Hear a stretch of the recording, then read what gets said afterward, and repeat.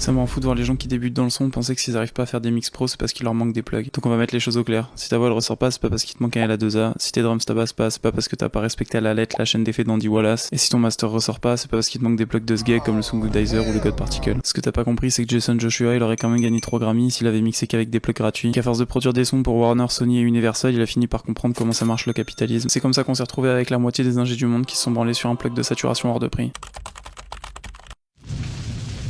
La vraie raison de pourquoi t'es encore en train de chialer dans ta caisse parce que ta V13 elle sonne pas, c'est parce que tu n'as aucune idée de ce que tu fais. Donc arrête de te voiler la face et accepte que tout ce que tu te contentes de faire jusqu'à maintenant, c'est de copier des chaînes d'effets que t'as vues dans des tutos, ou de tourner les boutons de tes plugs dans un sens ou dans l'autre pour voir la diff et trouver un compromis. Et tant que t'auras pas compris ça et que tu te seras pas creusé la tête pour capter ce que tu fais avec ton ordi, tu seras condamné à avoir des mix qui puent. Donc je vais t'expliquer comment fonctionnent tes plugs et comment ils impactent ton signal audio pour enfin que t'arrêtes de faire des trucs au hasard en espérant que ça sonne bien. Et évidemment, je vais t'expliquer ça uniquement avec des plugs gratuits parce que c'est tout ce dont t'as besoin pour progresser. La première vidéo elle concerne les compresseurs et elle est actuellement dispo sur mon compte.